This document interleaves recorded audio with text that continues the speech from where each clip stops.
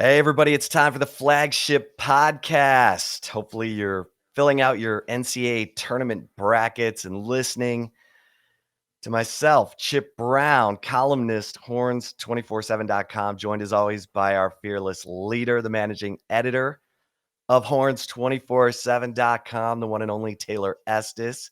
Taylor, have you filled out your NCAA tournament bracket?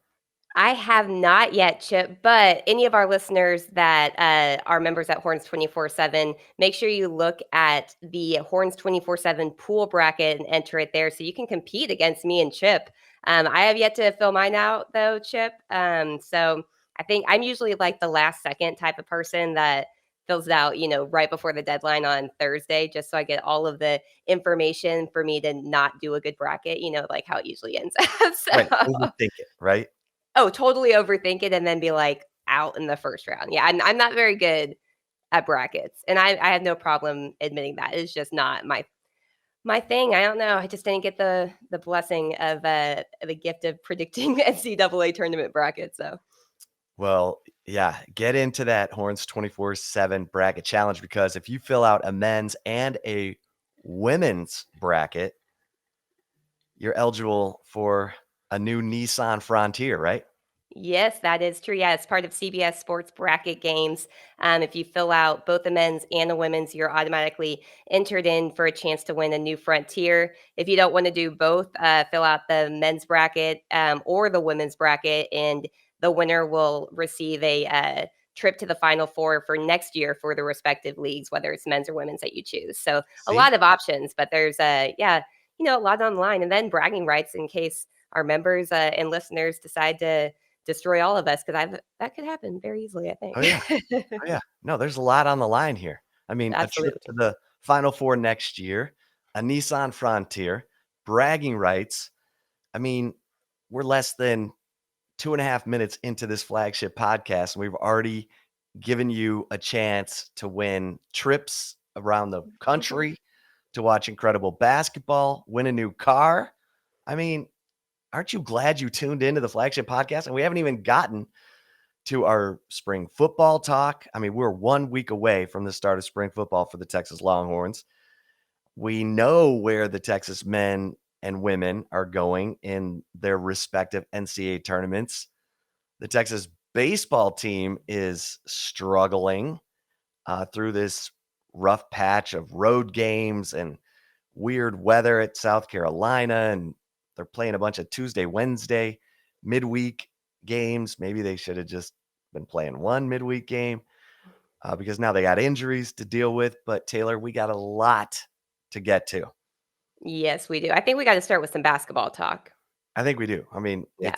it's March Madness. It is. We're recording on Tuesday of the first week of the NCAA tournament. I mean, we're getting ready to go nuts here. So let's start with the women because the women won the Big 12 tournament, beat Baylor, ended a 13-game losing streak to the Baylor Bears, and then they earn a 2 seeding in the NCAA tournament. They were projected as a 3 seed going into the Big 12 tournament, but they exceeded their seeding in the Big 12 tournament, and guess what? They got Iowa State's number 2 seed. Iowa State drops to the 3 seed, and so Texas, the women end up, get this, I mean, the committee doesn't miss a thing.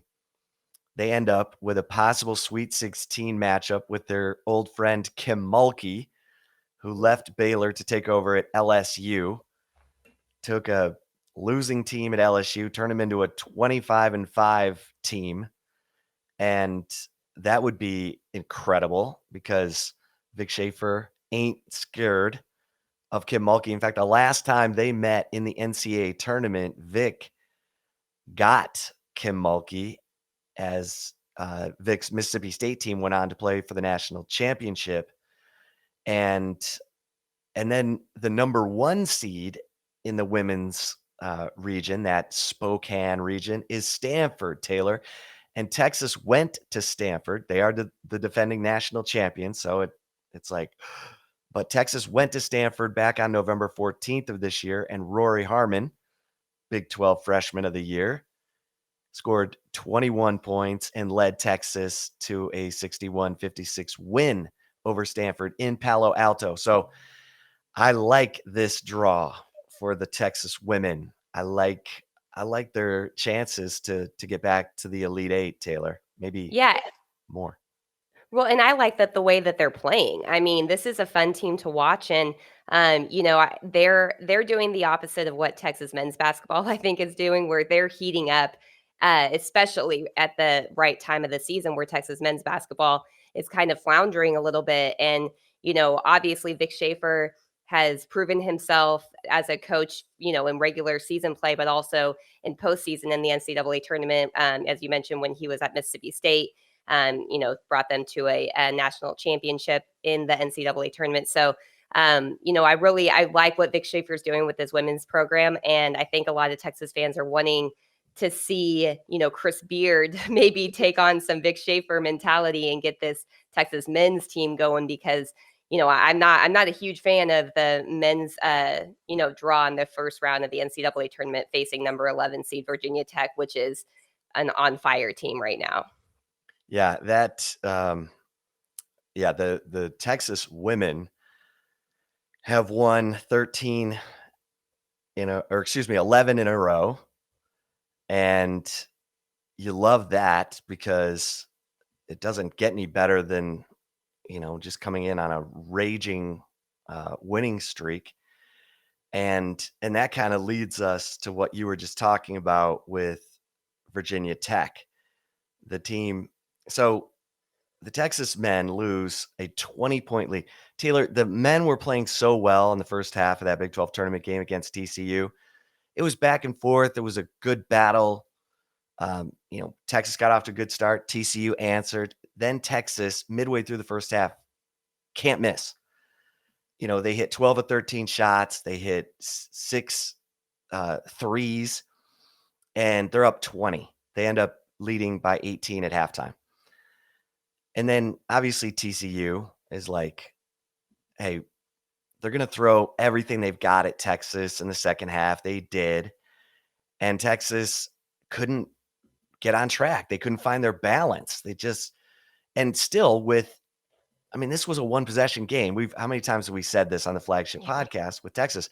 The thing you like is that they didn't just collapse, although they gave up a 20-point lead. So it's a collapse, but it was a one possession game, down in the final minute. And, Marcus Carr takes a step back jumper in the lane, misses with 22 seconds left.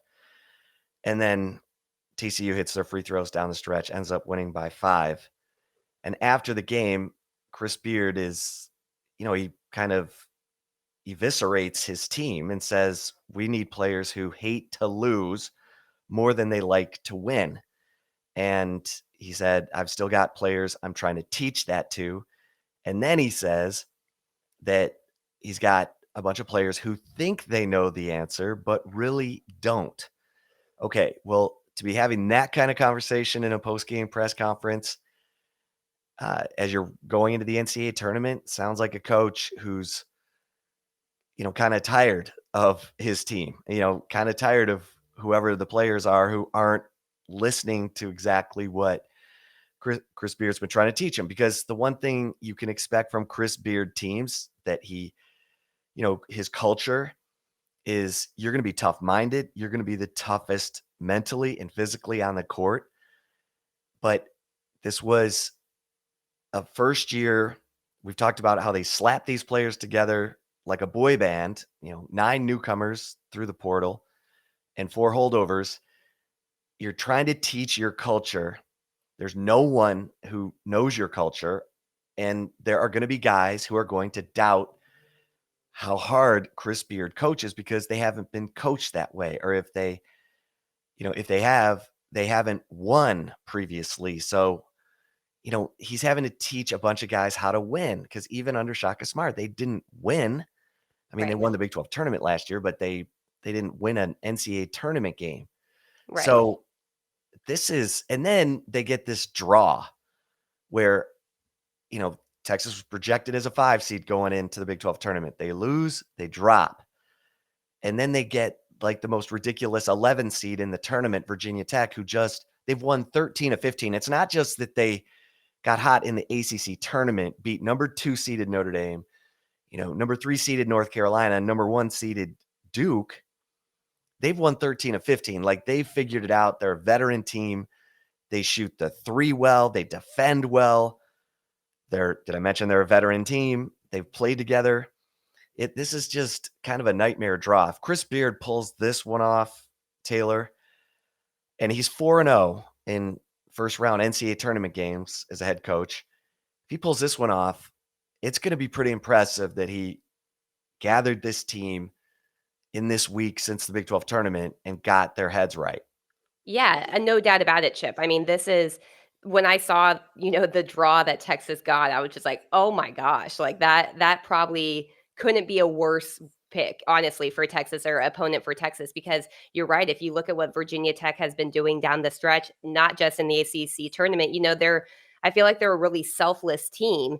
And go and look at the ACC tournament, box score and the stats. There was 3 different guys in different games that were the leading scorer. And so this is clearly a team that has no problem with letting anybody that's hot, be the star. And they have a lot they're really disciplined. I mean, this is a nightmare matchup for a Texas team that has been, in the Big 12 tournament. The head coach is calling out the players for essentially being okay with losing. You know what I mean? I mean, I hate to say like calling them losers, because he didn't say that like specifically, but essentially, I mean, I go back to the old saying, you show me a good loser and I'll show you who the loser is, because losing is a choice and winning is a choice. And the problem that Chris Beard, I feel like, has faced all year, Chip, as you mentioned too, is he not only took over a losing program, he also, a lot of the veterans that he did, or a lot of the transfers that he did bring in, they didn't come from really successful programs, not all of them at least, And so I feel like there is a lot of a losing mentality a little bit that he has been trying to erase, and clearly has not been able to do it in year one. I also, I feel like this has been a plague for Texas football in the past too. I just feel like, you have to really, really despise losing to the point where you never want to feel that way again. And I think of like Joe Burrow. When you look at that, his high school, I think it was a state championship game or something that they ended up losing.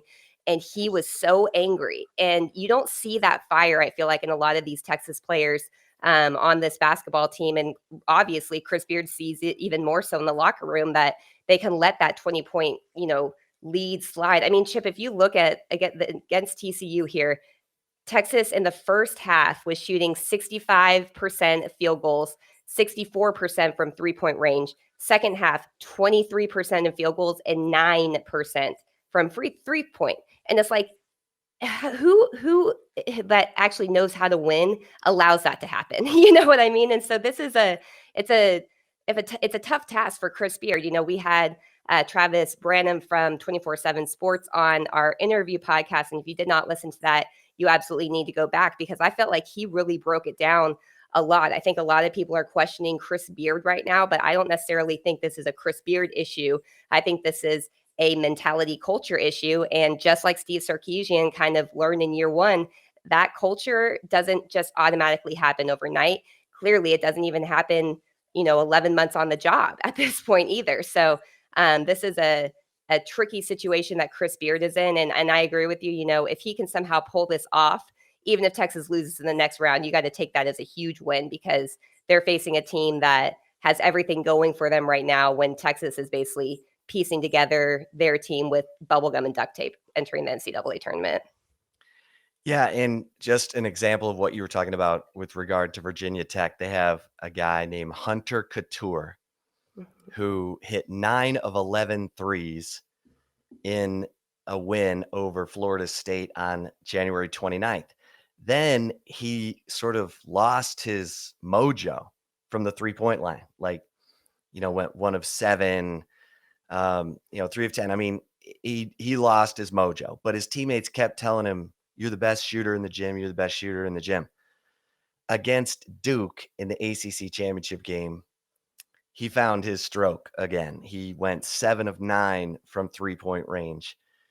And now you look at Virginia Tech, they have 4 guys who can break you down off the dribble and shoot the 3, Yeah. and they defend. And they're a veteran team. They know each other. They have each other's backs. And Mike Young, the coach at Virginia Tech, who used to be at Wofford, is a crafty, old school X's and O's guy. And I just think Virginia Tech is a really dangerous team. Like, I have them, as a threat to go to the Sweet 16 and maybe even the Elite 8, the way that they're, coming together. So anyway, that is a nightmare draw for Texas. If Chris Beard pulls this off, it it's a success. It's a successful season no matter what. And I do think it's Right. still a successful season because he's building that relationship with Texas students. He's getting, you know, I know they're what 3-3 in their last 6, 5-5 in their last 10. But after that blowout loss to Baylor in Waco, I like the way Texas has played. Now, not the entire game. That's the only problem. I mean, Chris Beard said it the day before the Big 12 tournament started. He said, "We've played some good basketball. We just haven't played a full 40." And then they come out against TCU, play brilliantly for 20 minutes, and then get punched in the face the following 20 minutes. And TCU is a good team. Don't get me wrong. They're Yeah. tested. They've they've got good wins. They're in the NCAA tournament. They're a team that people are picking to, cause problems in the tournament. And that's the thing about the Big 12. You play against such good teams defensively, against Baylor, defending national champion, Texas Tech, Kansas. Kansas is a number 1 seed. Baylor's a number 1 seed. Tech is a team everyone has in the Elite 8 this year, going up against Gonzaga. I mean, they're tested. And the problem is they're up against a Virginia Tech team that's also tested, Mhm. that's in the ACC, that's gone up against Duke and North Carolina and Notre Dame, and they didn't get that sort of flaky 11 seed from a small conference, although those can be dangerous too. But it's it just it's gonna be a big time test for this Texas basketball team. Yeah, it is. I mean, do you have them losing in the first round? Is it too early to say? Can I wait until Until declare until that? we yeah, no, that's fine. How about some football talk? Alright, let's go to football here. Baseball real quick, and we do need to give some love to the Texas men's track team for winning the national indoor national championship, and that incredible upset that they scored in the distance medley relay. Taylor, that's like where one guy runs a 1600, one guy runs a 400, one guy runs a 1200, and one guy runs an 800, and they were like picked to finish middle of the pack. And this this walk on Yassine Abdullah ends up, pulling off this incredible upset on the last leg, and they win that distance medley relay, and it propels them to win the national championship. And so, shout out um, to that relay because it was Cruz Gomez. You got to love a guy who's a runner named Cruz. Willington Wright, he ran the 400. Creighton Carroza, his dad, Paul Carroza, had run techs in Austin forever.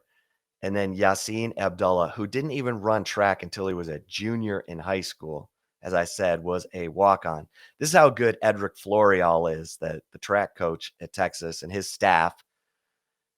They identified Abdullah from 1 year of work at the high school level, and he comes to Texas, and now he's a national champion. So the thing I love about Edric Florial, he's similar to Eddie Reese in that they spend all year working on their times. And then when they get to the big meets, it's just about finishing ahead of the guy next to you. It's just about winning your race. Don't think about time. Don't think about breath. Just make sure that you're ahead of the guy in the lane next to you or running in your race. and he just creates this monstrous killer instinct at the big meets. And the women were this close from winning the national championship as well. They finished second. So from where the Texas track program was before Floreal took it over, when they were finishing 25th and 34th, now they're finishing first and second. Fantastic stuff. All right. Yeah, no doubt about it. And I don't know, Taylor. I mean, if you have a thought on it, it's great. But I know people aren't, real familiar with track and what's going on. But a national championship is a national championship. Absolutely, and Texas athletics will take those anywhere they can get, I feel like, Yeah. especially when their main 3 sports haven't won the national championship in a quite some time, so, yeah, I mean, that you take as many as you get here. Yeah, they won the Directors' Cup last year because of performances like this. The national championship in rowing, the national championship in women's tennis, and now here we are with uh, the men's track team winning the indoor nationals. And kudos to Edric Floreal and that coaching staff. Taylor, the Texas baseball team. I'm not going to belabor this. They've run into a tough stretch. They played a lot of games away from home. They've lost their Sunday starter to Tommy John surgery, Tanner Witt. Austin Todd has a shoulder injury. So there's been disruption to the lineup. They've been playing away from home, and the target's getting bigger on them. Mhm. And they just need to kind of get back home, kind of rest. But they're not going to get to do that. They're playing 2 more midweek games this week against the College of Charleston, staying out in South Carolina, and then the Citadel. Then they'll come home and face Incarnate Word in a series at home. And they need to just kind of settle down, get some days off, kind of refresh. Feels Yeah, like they've just been playing too much baseball, and it's become a grind, is what it looks like and feels like to me. But yeah, even their 3-game series at South Carolina was all messed up. They didn't, you know, game was postponed from Friday to Saturday. Then they play a doubleheader for games 2 and 3 on Sunday. Only a 7-inning game. In that first game of the doubleheader, that Texas loses 4-2, and just weird. Weird stuff. Um, I'm not panicked about Texas baseball at this point. no, I don't think that anyone should be panicked about Texas baseball. Obviously, losing your Sunday starter in Tanner Witt will leave a mark for sure. But I think that we've talked up the Texas pitching staff that they have this season, and it's time for those guys to take the next step. They have an opportunity here, and I feel like the one thing I do feel like with at least David Pierce. I feel like he really gets the most out of his players more times than not since he's been at Texas. I mean, I know that not every season has been fantastic, but it's been pretty consistently good. And I think that this is the time where it sucks to lose Tanner Witt for the season, no doubt about it. That's something, as I said, is going to leave a mark, but it opens the door for some of the other guys to really step up. And I mean, I do think that this is a deep enough pitching staff that Texas could find a guy that could be a capable replacement for Tanner Witt. But even all that to say, though, Chip, I mean, as long as your Friday, Saturday starters keep doing the things that they're doing well, you should have an advantage in most games, especially with guys like Pete Hansen and Tristan Stevens, those type of players that they do have. So I do think that it's going to leave a mark. It's going to probably have some hiccups here, but get those out of the way. It doesn't matter, I mean, just I think that this team is still really good, and I think it would be way too early to hit a panic button or anything. But you definitely, I think you brought up a good point. I mean, playing 5 baseball games a week, that's a lot. That's a lot. Like, a lot, yeah. Especially back to back midweek games, and then if you have a double header on Sunday, you're expecting to play Friday. You don't play Friday, then you play Saturday, and then double header. I mean, that's a lot of baseball in a short amount of time. So I haven't checked the schedule forward. Is that going to continue throughout the season?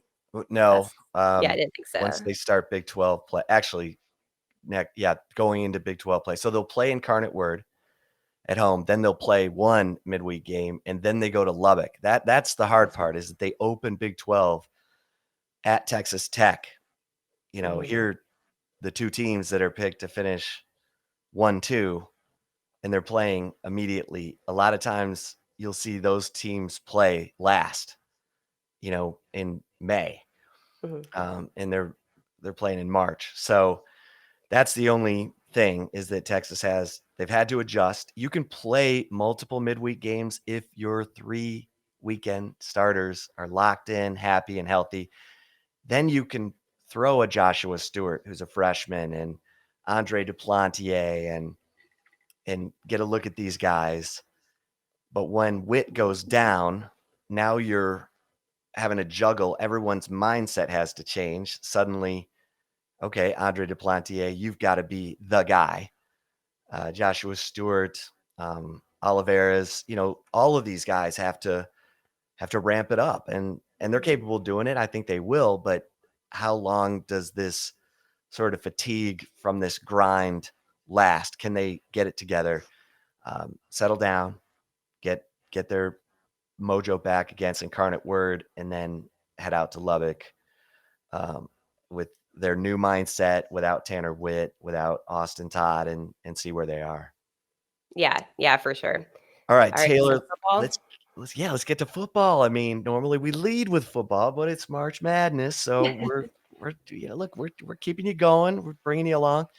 A week from today, Texas starts spring football. So Taylor and I have kind of, everyone wants to know, what are you most looking forward to? What are you most excited about? What are you most concerned about? So Taylor, this episode of the Flagship Podcast, we're talking about where the concerns are. Yeah, some of the biggest questions entering spring, and Chip, I think you and I both agree with this, and I think any Texas fan is going to agree. It starts with who's going to step up in the quarterback battle between Quinn Ewers and Hudson Card. I feel like every storyline headline going into spring and probably coming out of spring practice is going to be focused around the quarterback battle. And obviously, getting Quinn Ewers, one of the top transfers that was on the market this offseason, former 5-star prospect, and has so much upside and so much hype this year. It's going to be interesting to see how well he's picked up the offense and Steve Sarkisian's playbook, because that's probably one of the biggest areas where Hudson Card has a little bit of the advantage. But toe to toe, I mean, they're toe to toe right now entering this, as you've reported. They're co-starters entering spring football. I think the number one question starts with which of the two is going to be the guy that steps up. Yeah, and from I've reported in the Insider at Horns 24/7 that Hudson Card is up for the competition, is helping Quinn Ewers as much as he can, and that it's about the team. And I find it interesting that spring football is going to start on the 22nd, and then the first weekend of spring football, Arch Manning, the top recruit in the entire 2023 recruiting class, quarterback, will be in town visiting Texas. So this is a lot of excitement, a lot of anticipation.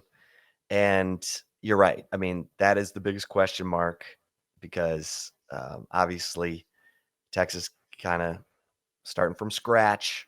Well, certainly starting from scratch with Quinn Ewers, and Hudson Card needs to take a big step forward in terms of his pocket presence. I wrote about that in the Insider last week, and so from that standpoint, talking about concerns, um, I'll say that pocket presence for Hudson Card. Mhm. He's got to be willing to stand in that pocket, step up, keep his eyes downfield, and make tough throws. We saw him kind of turtle at times, run out the back of the pocket. Steve Sarkisian's not crazy about the quarterbacks running, so they kind of get discouraged from doing that. It just was kind of a struggle, but all things that can be taught, learned, and gained. I mean, Sam Ehlinger struggled with pocket presence as a freshman. He ran out the back of the pocket, took sacks, didn't need to take, threw interceptions, didn't need to throw, got better. Hudson Card needs to take that step at the quarterback position for the Texas Longhorns. Yeah, and that's a great point. That's gonna be something to watch too, because you're right. Sam Ellinger definitely improved more with his pocket presence, the more experience he did get. Now, the difference is who knows if Hudson's Card is going to be given the opportunity to get that experience. That's, I mean, if Quinn Ewers comes out and shines right away, I don't think you expect Hudson Card to see the field very often. I mean, that's the reality of the situation. I don't necessarily think that Steve Sarkisian wants to, have two quarterbacks playing in games. I think he wants one of these guys to step up, and Hudson Card really absolutely has to. And there is a part of me, Chip, that feels a little not bad for Hudson Card, but I just feel like his development and things like that, his pocket presence was probably hindered substantially more than people are giving it credit for because of the COVID year. I mean, he was an early enrollee in 2020. He was on campus, and then everything shuts down. Spring football's canceled. He has to go home, work from home. Doesn't have a normal summer. Doesn't have a normal fall camp. Doesn't have a normal true redshirt freshman season.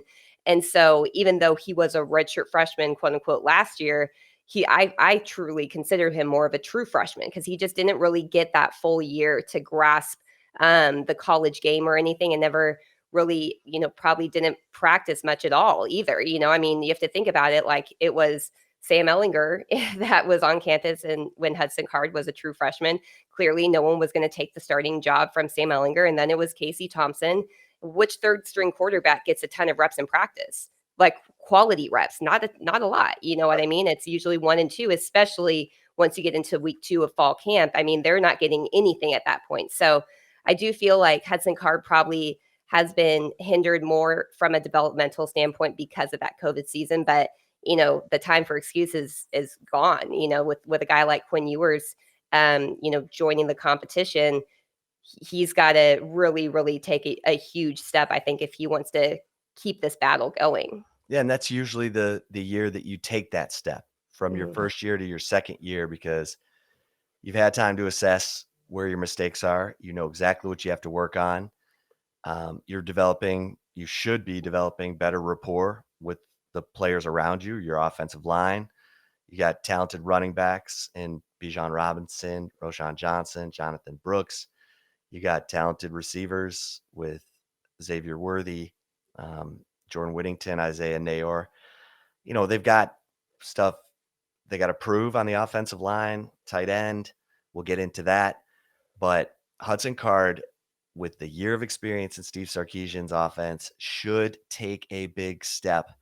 One of my concerns about him has always been his build. He's wiry. He's a long 6'2", 200 pounds. Quinn Ewers is 220. Sam Ellinger was 235. More armor for the pounding. And so, Hudson Card's going to have to, be a tough guy, even with that wiry frame. And just, he's got to see it. The offense has got to slow down for him. And we'll see if that happens. Yeah. Taylor, what other concerns do you have on offense? Well, I mean, honestly, that goes directly into my concern on offense, which is, can the offensive line woes improve? I mean, obviously, Hudson Card was really, I forget the word that Steve Sarkisian would say. He kind of got happy feet, though, in the pocket anytime that he sensed pressure coming, whether it was actually coming or not. But on the other side of that, that's because I think he didn't have any faith in the offensive line, and at times had a right to not trust the offensive line to do their jobs and protect him. And same with Casey Thompson. Casey Thompson had much better pocket presence. He was much more poised in the pocket. So, he took a lot of licks, though, because the offensive line, wasn't doing a great job in the 2021 season. And I guess, Casey Thompson was more built for it, I think, more than Hudson Card, because Casey at least could perform pretty consistently well, even when he was getting, roughed around a little bit by opposing defenses. So, one thing that's going to really help either quarterback is better offensive line play. And I think my biggest question is, where does that come from? And for Texas in the spring, I mean, is Junior Angelau going to take the next monstrous step and be just a nasty offensive lineman? Because I feel like we haven't seen there's very few nasty offensive linemen in play that I feel like we've seen at Texas. Sam Cosmi had it. Connor Williams had it. But I just, mentioned 2 players in a 7 or 8-year span. If I can only mention 2 offensive linemen that played nasty, that's a problem. And so I think, Kyle Flood definitely has his work cut out for him. It's not like they added any veteran offensive linemen to the roster from the transfer portal. They signed a monster offensive line class, obviously, during the early signing period and then the second signing period, but none of those guys are on campus except for one. So that's going to be a huge question. And I'm not really sure that it's going to be answered in spring football personally. Yeah. Yeah, and I'll say my overarching concern on the offensive side of the ball outside of quarterback is player development. And with a guy like Andre Carrick, Mm-hmm. Andre Carrick played as a true freshman and played well at Kansas State when Derek Kerstetter got hurt. There was excitement that Andre Carrick, who his teammates say is nasty, has the characteristics you're looking for in a left tackle. But then it seemed like there was regression last year. So Derek Kerstetter's gone, you know. We don't know if Kelvin Banks or Devin Campbell are going to come in and just blow everyone away and win a starting tackle spot or starting guard spot. But Andre Carrick is now a third-year guy, and he needs to take that step. And then at the tight end position, you lose Cade Brewer. Jared Wiley transfers to TCU. It's Gunnar Helms' time. It's Jatavian Sanders' time. Player development. How are these players? How have they been developed since last football season in the weight room, in the meetings with their coaches? They have to take big steps. They've got to, Cade Brewer, for whatever people want to say, up and down career, injuries, whatever, he was always in the right place at the right time. Whether he was hurt, there were times where he was hurt and they still put him on the field in late game situations because they knew he would block the guy he was supposed to block or be where he was supposed to be. So that now falls on first-year guys, first-year players, we should say, first-year starters, whoever it's going to be, Gunnar Helm, Jatavian Sanders. You got down the field tight ends and Jaleel Billingsley and Juan Davis. But player development, these guys got to be impact guys for Texas to take that next step. And so I want to see that. I want to see Kelvontae Dixon developed because I've seen him make some third down catches. I saw him make a really big third down catch at Arkansas. Almost got into the end zone on that play. And then, you hear, well, he doesn't get all the concepts of the offense. He's not getting the big picture like they want him to. Okay, well, get him to see the big picture. Got a new receivers coach, Brendan Marion. Let him try to get through to Kelvontae Dixon. They can't just be a 3-receiver team. They can't just have 3 guys. Not Texas. Yeah. Not in a state like this where guys are, playing 7-on-7 year round and excellent receivers like Isaiah Nair are leaving the state somehow, getting away from Texas.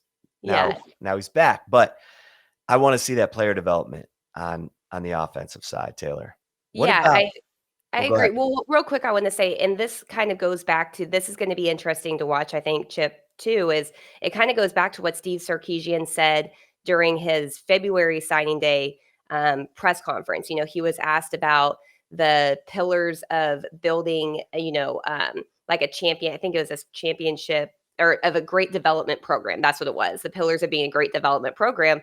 And he talked about the strength and conditioning. And he mentioned that, going into the 2021 season, a lot of the winter conditioning and off-season conditioning program was about teaching fundamentals and techniques. And, Sark was a little surprised, I think, by the amount of guys that didn't have the proper fundamentals and techniques. So that was a huge focus of it when they were talking about the functional mobility and all that type of stuff. And I think a lot of Texas fans and a lot of people were like, are they lifting enough weights? Are they getting their big guys bigger and stronger?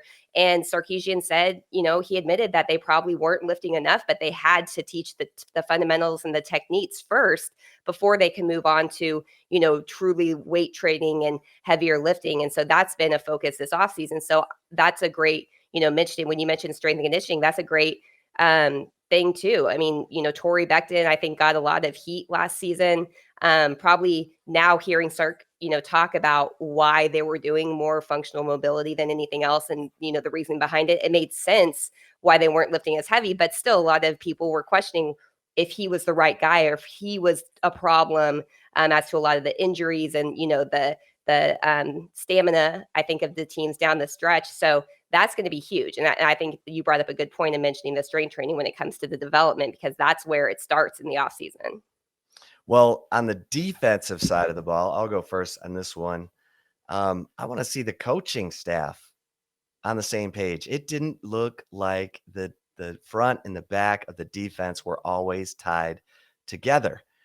And, I think Pete Kwiatkowski, having not been in the Big 12, and obviously doesn't want to blitz if he doesn't have to blitz, didn't have the edge rusher. Jacoby Jones gets hurt in the OU game. Doesn't come back until until the last game of the year against K-State. There was no bowl game. And so, I just want to see him, and who knows what Gary Patterson's presence as a special assistant to Steve Sarkisian can do, just in terms of coach to coach conversation about, hey, when we faced all these teams in the Big 12, this is kind of what I saw. This is what you saw. And making sure that Terry Joseph, Blake Gideon, Jeff Choate, that these guys are all moving in the same direction, can read each other's minds, finish each other's sentences.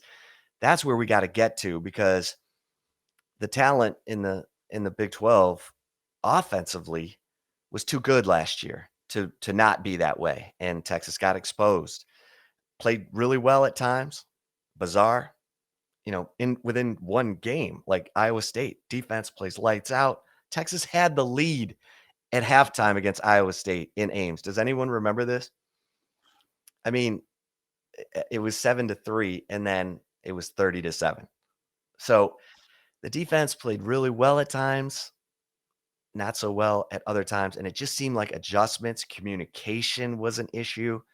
Like literally getting the information from Pete Kwiatkowski in the box down to the coaches, to each position group. And that can't happen. That absolutely cannot happen. So Yeah. that stuff has got to all be, tied up, cleaned up. That's a concern. That's a concern for me. Taylor, how about you? Yeah, well, real quick on that before I get to my main concern is, um, when you look at the staff, obviously Pete Kwiatkowski was one of the last additions to the coaching staff, and he only hired one assistant coach. And so they all were actually getting to know each other. They weren't on the same page because they didn't know each other. A lot of the staff was put together. He didn't get to bring in his own assistant coaches, but now, you can't really use that as an excuse entering year 2 because they had a whole year at least together. Part of me wonders maybe Pete Kwiatkowski shouldn't be in the box. Maybe it should be somebody that can get. I don't know. I mean, it's going to be interesting to see if they do any changes like that, from like a game day, where coaches are, where they're sitting, all of that. That's going to be something interesting later on. But yeah, I think that they weren't on the same page. I think that's a fair statement to make because none of them knew each other. I mean, they had no history really working together. Yep. It's an important point. All right. Give me a concern of yours on the defensive side going into spring football. All right, so my biggest concern, on the defensive side and going into spring football is safety. I think I've made it pretty clear, who will step up at safety, how will the transition of Anthony Cook, moving from nickel to safety impact the depth. I know, Keaton Crawford, I believe he was one that has moved positions, to safety too, so there's a lot of moving pieces in the secondary and in the safety specifically. And, they need that to be improved because that was a huge issue last season. I mean, just the back end of the defense was atrocious at times, and I know I've said that, I know I've been hitting it hard, but I said it going into spring last year, I said Blake Gideon probably had one of the toughest jobs out of all the assistant coaches because look at the players he had. I mean, BJ Foster wasn't even starting in the spring game, at safety. They had a receiver turned safety who hadn't played for what, 4 or 5 years, and Brendan Schooler that moved back to the position because that's how thin the depth was. The depth still is very thin going this year, so, somebody has to step up, but it's a huge question to me, Chip. Yeah, Jaron Thompson, JD Coffey, those are the guys who have played. Jaron Thompson has played. JD Coffey's been in the system, was a freshman last year, and primarily on special teams. But again, this is an opportunity for them. You got Brian Allen on campus, highly touted recruit, who we're hearing good things about, and they're looking in the portal. So, could they find someone who's a graduate transfer after the spring? Um, Steve Sarkisian said they're holding a couple scholarships for portal opportunities after spring football. So we'll keep an eye on that. All right, Taylor, you ready for some love it or leave it? Yeah, definitely ready for some love it or leave it. Before we do get to love it or leave it, we're going to take a really quick break, but stick around because we have some more football and basketball talk coming up in love it or leave it. So stay tuned. We will be right back. And if you're watching us on the Horns 24/7 YouTube channel, we will roll on to love it or leave it. Chip, you ready for some love it or leave it? Let's go. All right. My first one for you is love it or leave it. Chris Beard's 4-0 streak in the first round NCAA tournament games comes to an end on Friday against Virginia Tech. Man, I hate to be the pessimist, but hey, Chris Beard, I hope I'm dead wrong on this one.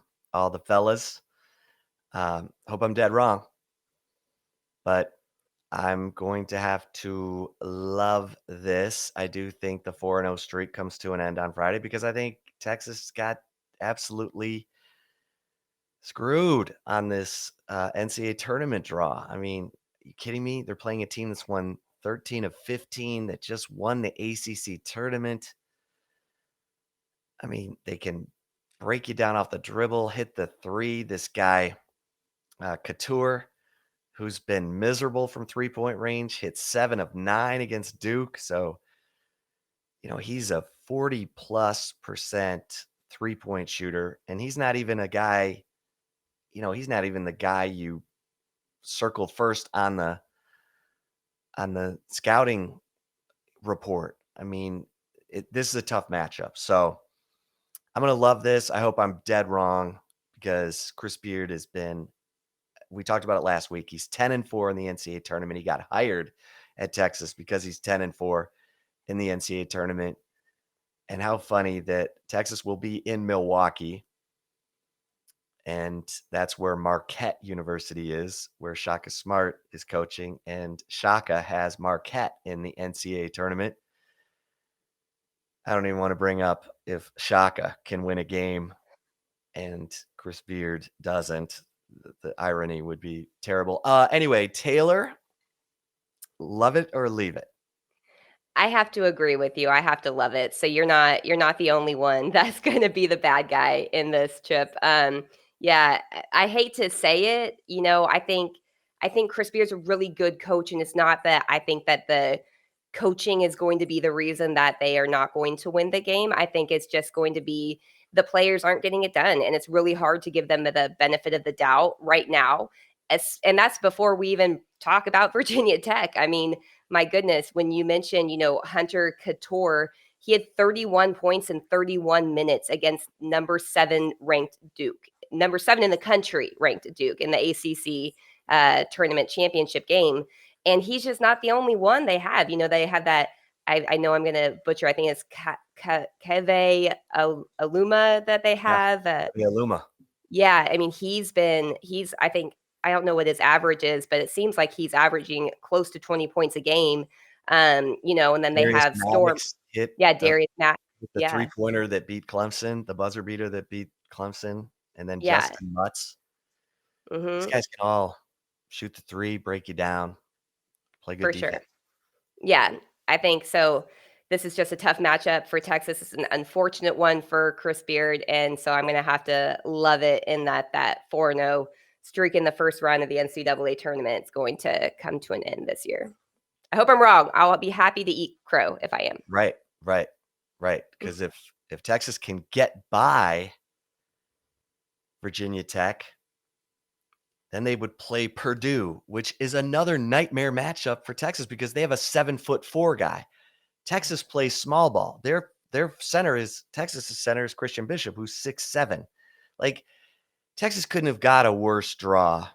Now, if Purdue gets upset or something like that, whatever. And Jaden Ivey, Purdue is like the Ja Morant of this year's NCAA tournament. Purdue should be amazing. I don't know why they flame out all the time in these NCAA tournaments. But anyway, so hope it's Texas and Purdue in the round of 32. All right, Taylor, love it or leave it, number 2. All right, the second one is love it or leave it. The Texas women's team again reaches the Elite Eight. I'm gonna love this. Now, part of it is I was in Kansas City covering the women all the way through their Big 12 tournament title run. It was fantastic. Rory Harmon, Lauren Ebo, Deanna Gaston, and Aaliyah Moore. No one's talking about Aaliyah Moore, but Lauren Ebo, the 6'4" senior center, and Deanna Gaston played their hearts out to get Texas, up against 6'6" Ioka Lee in Kansas State. They had to handle her. Then they had to play Iowa State, which tried to spread out Texas's big players and wore them out. And it was an overtime game. And Vic Schaefer said, we're going to have to play Latasha Lattimore and Aaliyah Moore against Baylor. He said that in the press conference the day before the title game. And by God, they were ready. I mean, Aaliyah Moore came in, did not back down from Nalissa Smith, ripped the ball out of her hands. I was sitting courtside when it happened, and Nalissa Smith was like, who just did that? Like, who just ripped the ball out of my hands? I ripped the ball out of everyone's hands. Nalissa Smith, the National Player of the Year last year, and going to be the first pick in the WNBA draft. And Aaliyah Moore said, I'm in this. And she scored 10 quick points while Ebo and Gaston were getting rest. And she, to me, was the key because Nalissa Smith was in foul trouble in the first half, didn't play a lot. And then when Nalissa Smith got it going in the second half, Texas had 4 bigs to combat her. I just like the way Texas is getting it done. And Shea Holly is another one. She had 6 rebounds, 3 on the offensive end, kept possessions alive. When you add all that with Joanne Allen Taylor and Rory Harmon, man, this team is just, they are believing, they defend, they turn you over. I love Texas. I hope they do play Kim Mulkey in LSU in the Sweet 16. I think that would be fantastic. And then who knows if they face Stanford? They've already beaten Stanford for a trip to the Final Four. Let's go. Yeah, I'm gonna love this, yeah. Taylor. How about you? Yeah, I think I'm gonna love it too. I think that, they're getting hot right where when it matters most. And as you had mentioned earlier, they're on an 11-game winning streak going into the NCAA tournament. The last game they lost was February 6th, I think it was. So this team is really coming on at the best moment possible. Vic Schaefer has obviously shown he knows how to win games in the NCAA tournament. So I'm going to agree with you. I'm going to love it and say that Texas women reach the Elite Eight again. All right. Love it or leave it, number 3. All right. My third one for you is love it or leave it. The most improved player in spring football needs to be Alfred Collins. I mean, I should probably leave this because the most improved player probably needs to be Hudson Card. But You know what? I can make an argument because Alfred Collins is such a physical specimen and is such, I mean, he is what you play with in the NFL. He should be wrecking opposing offenses. He should be the most valuable player on the Texas defense. So you know what? I am going to talk myself into it and love it because he's he is what you play with in the NFL, and we've seen glimpses. It's sad that we're now referring back to the Alamo Bowl of 2 seasons ago when he sniffed out that screen and made that diving interception, made a huge third down pass breakup. He dominated the early part of that Alamo Bowl. And I just thought we were going to see more and more and more of it. And so, we talk about how Texas had no pass rush last year. Well, good gravy. How do we get Alfred Collins to be that guy? I just feel like he should be. So it's probably Hudson Card, but I'm gonna love it and say Alfred Collins. How about you, Taylor? I'm gonna disagree with you on this, and I'm gonna leave it and say that it needs to be Hudson Card. You knew where I was going with that one, but, you know, I think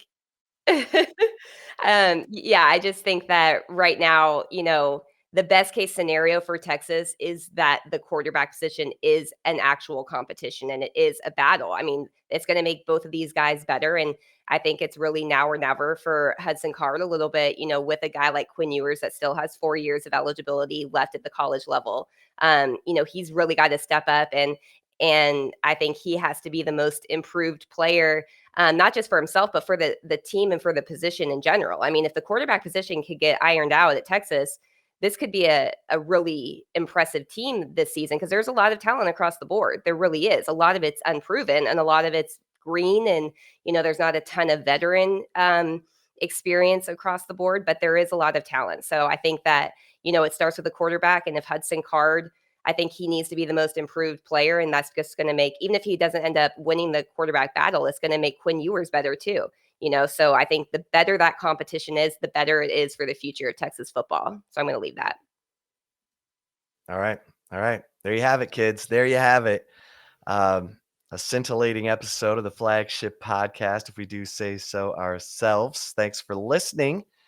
A week from today, spring football happening at Texas. And who knows where the Longhorns, men and women, will be in the NCAA tournament at that point. The Texas women are playing at home. So they are going to turn out the lights in the Irwin Center. And hopefully it's after a first and second round victory in the NCAA tournament. Unfortunately, both the Texas men and women are playing on Friday, but the women are at 7. The men are right before that, 3:30, 4:30, something like that. So we'll have all kinds of stuff to talk to you about, but don't forget to go fill out your NCAA tournament brackets in the Horns 24 challenge. Just go to the message board at Horns 24/7 and you'll find the story, the Horns 24/7 bracket challenge. Click on that, enter brackets for both the men and the women. You'll not only be competing for a trip to the Final Four to each of those events next year, but if you enter both brackets, you'll have a chance to win a brand new Nissan Frontier, people. I mean, we're trying to help you. Now we're just going to let you shine. For Taylor Estes, I am Chip Brown. Till next time, we'll see you over at horns247.com. Thanks for listening. Stay safe and keep the faith.